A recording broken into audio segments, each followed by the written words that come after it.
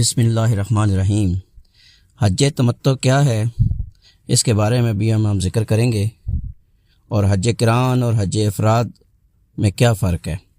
حج تمتع کرنے والے افراد 8 ذوالحجہ کو فجر کی نماز ادا کرنے کے بعد اپنی رہائش گاہ سے حج کی نیت کرتے ہوئے احرام باندھیں اور زوال سے پہلے یا بعد مینا کی طرف جاتے ہوئے تلبیہ شروع کر دیں، جبکہ حج قران یا حج افراد کرنے والے میقات سے احرام باندھیں گے۔ اس میں فرق یہ ہے کہ حج تمتع جنہوں نے کیا ہے وہ میقات سے جو احرام باندھ کے گئے تھے، انہوں نے وہاں جا کر بیت اللہ میں عمرہ کیا۔ عمرہ ادا کرنے کے بعد انہوں نے تمام ارکان پورے کرنے کے بعد اپنا احرام کھول دیا، تو اس کے بعد دوبارہ سے ان کا وہاں پہ قیام تھا، تو وہ عام لباس میں تھا جو عام لباس گھر میں وہ پہنتے ہیں۔ لیکن جب 8 ذوالحجہ ہوئی تو انہوں نے نیا احرام باندھنا ہے حج کی نیت کا، اور حج قران اور حج افراد جو کرتے ہیں وہ جو میقات سے احرام باندھ کر گئے تھے انہوں نے اسی احرام میں ہی رہنا ہے اور اسی احرام میں ہی آگے حج کے تمام مناسک جو ہیں وہ ادا کرنے ہیں۔ اب یہاں پہ جو حج تمتع والوں کا ذکر ہو رہا ہے، وہ مینا روانگی کا وقت ان کو یہ کرنا ہے کہ مینا جانے کے لیے کسی خاص وقت کا تعین نہیں ہے، البتہ ظہر کی نماز سے پہلے مینا پہنچ جانا چاہیے۔ مینا میں قیام اور نمازوں کی ادائیگی کے بارے میں یہ ذکر ہے کہ یہاں مزدلفہ اور عرفات کی طرح نمازیں جمع نہیں کرنی، بلکہ ہر نماز اپنے اپنے وقت پر ادا کریں۔ نیز ظہر، عصر اور عشاء قصر ادا کریں۔ نبی اکرم صلی اللہ علیہ وآلہ وسلم کی سنت مبارکہ یہی ہے۔ یاد رکھیے، ظہر، عصر اور عشاء کو قصر کر کے پڑھنا تمام حاجیوں کے لیے ضروری ہے، خواہ مکہ کے مقیم ہوں یا باہر کے رہنے والے ہوں۔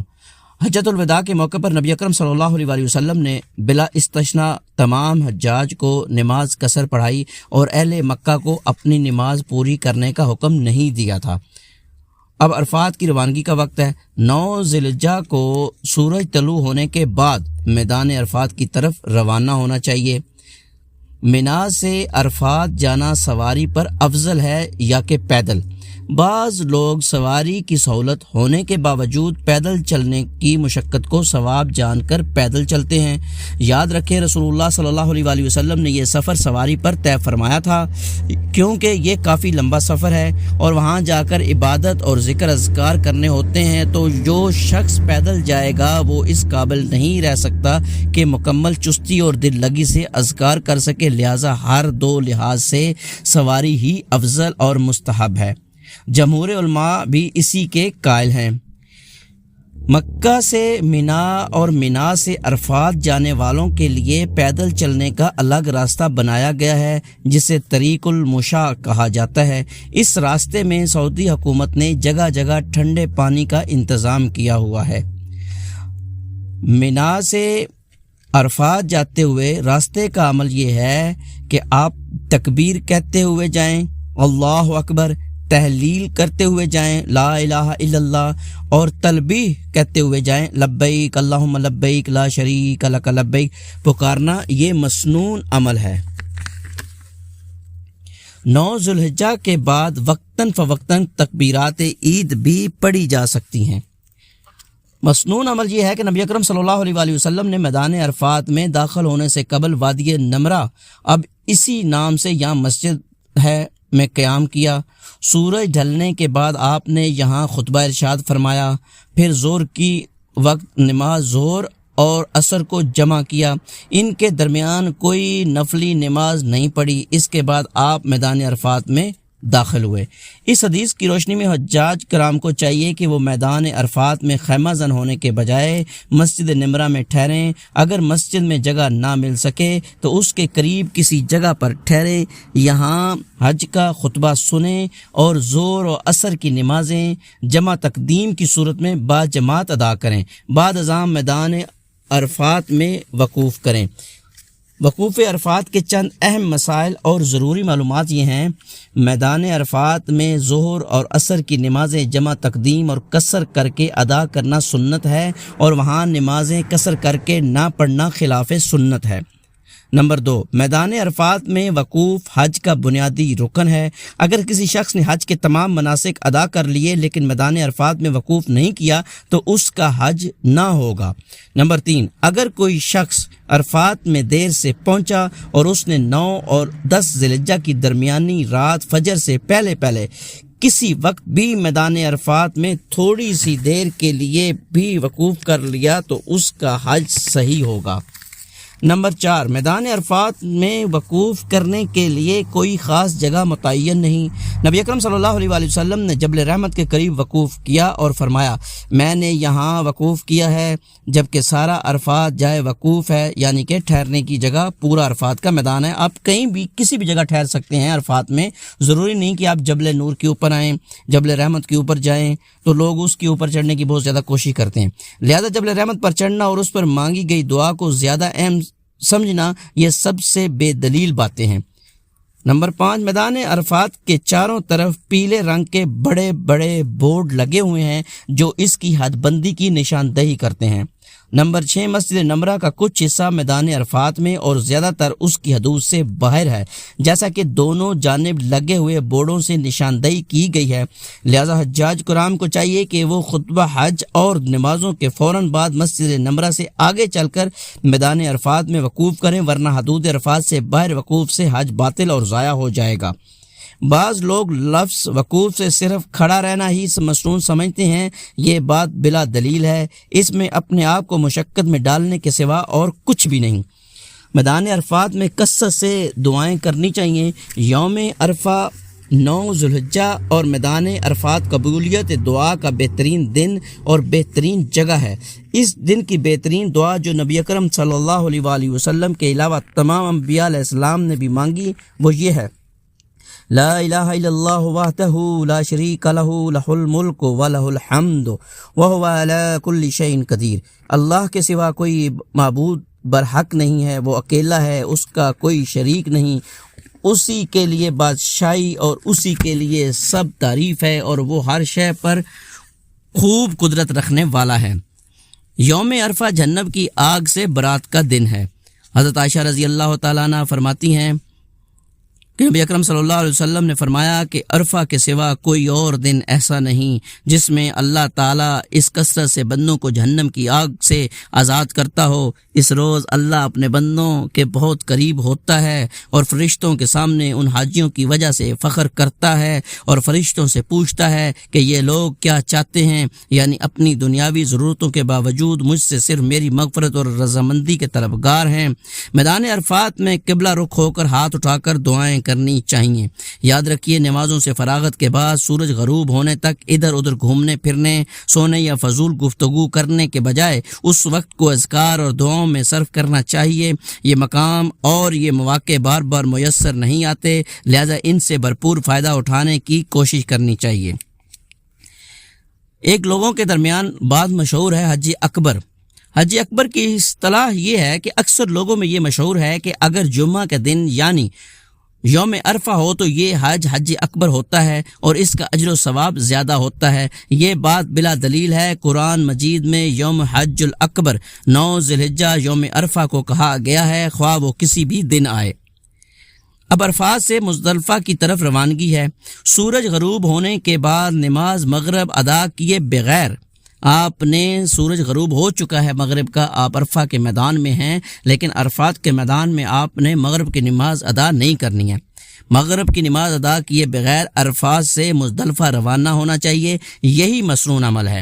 راستے میں اطمینان، سنجیدگی اور وقار ملحوظ خاطر رکھا جائے، ساتھ ساتھ تلبیہ بھی پڑھتے رہنا چاہیے، کیونکہ نبی اکرم صلی اللہ علیہ وآلہ وسلم نے 10 ذی الحجہ کے دن جمرہ عقبہ کو کنکریاں مارنے تک تلبیہ پکارتے رہے، مطلب لبیک اللہم لبیک لا شریک لک لبیک، یہ پڑھتے رہنا چاہیے 10 ذی الحجہ تک۔ جمرہ عقبہ کو کنکریاں مارنے تک یہ پڑھنا مسنون ہے۔ مزدلفہ میں جمع ہو کر بین الصلاتین جو ہے وہ ادا کرنی ہے، مطلب مزدلفہ پہنچ کر جہاں بھی جگہ ملے ٹھہر جائیں۔ سب سے پہلے اذان اور اقامت کہہ کر مغرب کی نماز ادا کی جائے، بعد ازاں دوسری اقامت سے عشاء کی نماز قصر 2 رکعت ادا کی جائے۔ اس موقع پر نبی اکرم صلی اللہ علیہ وآلہ وسلم نے سنتیں اور نوافل یا وتر ادا نہیں فرمائے، بلکہ آپ عشاء کی نماز پڑھ کر سو گئے اور رات کو تہجد بھی ادا نہیں فرمائی، کیونکہ آپ فجر طلوع ہونے تک سوئے رہے۔ تنبیہ: بعض لوگوں کو خیمے ایک ہی جگہ الاٹ کیے جاتے ہیں، خواہ منا میں الاٹ ہوں یا مزدلفہ میں۔ سعودی علماء کمیٹی کا فتویٰ ہے جب منا کی راتیں آئیں تو مزدلفہ کے خیمے منا کے حکم میں ہوں گے، یعنی مزدلفہ والے لوگ اپنے خیموں ہی میں رہیں گے، انہیں منا جانے کی ضرورت نہیں، کیونکہ سب خیمے ایک دوسرے سے ملے ہوئے ہیں اور متصل ہوتے ہیں، لہٰذا سب ایک ہی کے حکم میں ہوں گے۔ اور جب مزدلفہ کی رات آئے گی تو وہ خیمے حقیقی مزدلفہ ہی میں ہیں۔ یہاں بالکل مسئلہ منا کی راتوں میں بھی ہے۔ نماز فجر اور اس کے بعد کی دعائیں۔ نبی اکرم صلی اللہ علیہ وسلم نے مزدلفہ میں فجر کی نماز صبح صادق کے بعد عام دنوں کی نسبت قدرے جلدی پڑھی۔ نماز فجر کے بعد مشعر الاحرام مزدلفہ میں ایک پہاڑی کے قریب قبلہ رخ کھڑے ہو کر خوب دعائیں مانگی۔ وضاحت: عرفات اور منا کی طرح مزدلفہ میں بھی چاروں طرف نشانات لگے ہوئے ہیں جو اس کے آغاز اور اختتام حدود کی نشاندہی کرتے ہیں۔ اس کے اندر کسی بھی جگہ شب بصری اور فجر کی نماز کے بعد دعائیں مانگی جا سکتی ہیں۔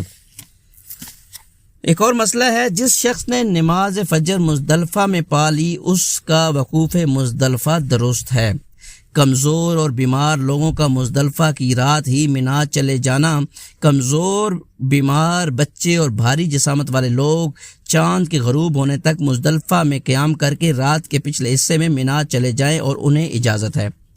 جمرات کو مارنے کے لیے کنکریاں منا سے لینا مسنون ہے۔ اگر کوئی شخص مزدلفہ سے کنکریاں لے لیتا ہے تو بھی کوئی حرج نہیں، البتہ جمرات کو ماری ہوئی کنکریاں نہیں لینی چاہیے۔ بعض لوگ مزدلفہ سے کنکریاں جمع کرنے کے بعد انہیں پانی سے دھوتے ہیں، یہ من گھڑت فعل ہے۔ کنکریاں چنے کے دانے کے برابر یا اس سے کچھ بڑی ہونی چاہیے۔ مزدلفہ سے منا روانگی۔ مزدلفہ میں نماز فجر ادا کر کے مشعر الاحرام پر دعا مانگنے اور خوب روشنی ہو جانے کے بعد سورج طلوع ہونے سے پہلے منا کی طرف روانہ ہونا چاہیے، یہی مسنون عمل ہے۔ راستے میں تلبیہ، منا کی طرف آتے ہوئے راستے میں تلبیہ پکارتے رہیں۔ وادی محصر کے آداب۔ مزدلفہ اور منا کے درمیان وادی محصر ہے جہاں ابرہ اور اس کا لشکر ہاتھیوں سمیت چھوٹے چھوٹے پرندوں کے سنگباری سے ہلاک ہوا تھا۔ اس وادی سے تیزی سے گزریں۔ 10 ذو الحجہ یوم النحر کو بالترتیب 4 اہم کام سر انجام دیے جاتے ہیں۔ جمرہ عقبہ کو کنکریاں مارنا۔ سورج طلوع ہونے کے بعد سے زوال تک جمرہ عقبہ، جسے جمرہ کبریٰ بھی کہتے ہیں، کو 7 کنکریاں ماری جائیں۔ یہ واجب ہے کیونکہ نبی اکرم صلی اللہ علیہ وآلہ وسلم نے کنکریاں مارتے ہوئے فرمایا، مجھ سے حج کے احکام سیکھ لو۔ مسئلہ: جب تک آخری کنکری نہ ماریں تلبیہ بند نہ کریں، کیونکہ نبی اکرم صلی اللہ علیہ وآلہ وسلم نے اسی طرح کیا۔ کنکریاں مارنے کا طریقہ یہ ہے کہ کنکریاں مارنے والا ایسی جگہ کھڑا ہو جہاں مکہ مکرمہ اس کی بائیں اور منا اس کی دائیں جانب ہو، یعنی جمرہ کے جنوب کی طرف کھڑا ہو، لیکن اگر یہ ناممکن ہو تو کسی طرف سے بھی کنکریاں ماری جا سکتی ہیں۔ ہر کنکری اللہ اکبر کہتے ہوئے ماری جائے۔ 7 کنکریاں ایک ایک کر کے ماری جائیں۔ اگر کوئی شخص ایک ہی بار 7 کنکریاں مار دیتا ہے تو یہ ایک شمار کی جائے گی، اسے ایک ایک کر کے مزید 6 کنکریاں مارنا ہوں گی۔ کنکریاں مارنے کے بعد یہاں دعا کے لیے نہ رکیں، کیونکہ نبی اکرم صلی اللہ علیہ وآلہ وسلم جمرہ عقبہ کو کنکریاں مارنے کے بعد دعا نہیں کی۔ سعودی حکومت نے جمرات پر نہایت کشادہ 4 منزلہ پل بنا دیے ہیں۔ جمرات کے ستونوں کو پلوں میں سے گزار کر بلند کر دیا گیا ہے۔ اب ان کے اوپر سے بھی کنکریاں مارنے کی سہولت موجود ہے۔ جمرات کو کنکریاں اتباع سنت میں ماری جاتی ہیں، لہذا اس موقع پر یہ سمجھتی ہو کہ ہم شیطان کو کنکریاں مار رہے ہیں، زبان سے گالی دینا، جوتے مارنا یا بے ہودہ گفتگو کرنا غلط ہے۔ کنکریاں مارنے میں نیابت کمزور، بوڑھے، بچے اور عذر والی عورتوں کی طرف سے کوئی دوسرا بھی کنکریاں مار سکتا ہے۔ اس کا طریقہ یہ ہے کہ پہلے اپنی طرف سے 7 کنکریاں مارے، پھر دوسرے شخص کی طرف سے نیت کر کے اس کی طرف سے مارے۔ بالفرض اگر کنکریاں مارنے والا حاجی نہ بھی ہو تو وہ کسی کی طرف سے رمی کر سکتا ہے۔ رمی میں تاخیر اگر زوال تک جمرہ عقبہ کو رمی نہیں کر سکے تو بلکہ بعد میں کی ہے تو بھی کوئی حرج نہیں۔ قربانی کرنا 10 ذوالحجہ کو دوسرا کام قربانی کرنا ہے۔ حج قران اور حج تمتع کرنے والے پر قربانی واجب ہے۔ اگر قرن اور متمتع کے پاس قربانی کی استطاعت نہ ہو تو اس سے ایام حج میں 3 اور واپس گھر آ کر 7 روزے رکھنے چاہیے۔ البتہ حج افراد کرنے والے پر قربانی واجب نہیں ہے، ہاں اگر وہ نفلی کرنا چاہے تو کر سکتا ہے۔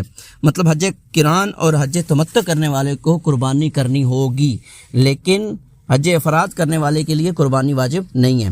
قربانی کے احکام و مسائل۔ مینا یا مکہ میں کسی بھی جگہ حدود حرم کے اندر قربانی کرنا جائز ہے۔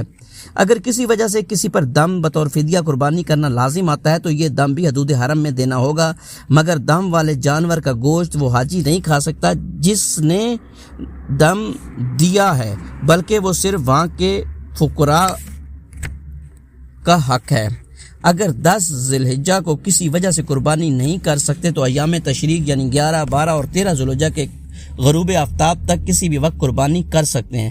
استطاعت کے مطابق اگر کوئی شخص ایک سے زیادہ قربانیاں کرنا چاہے تو یہ بھی رسول اللہ صلی اللہ علیہ وآلہ وسلم کی سنت ہے۔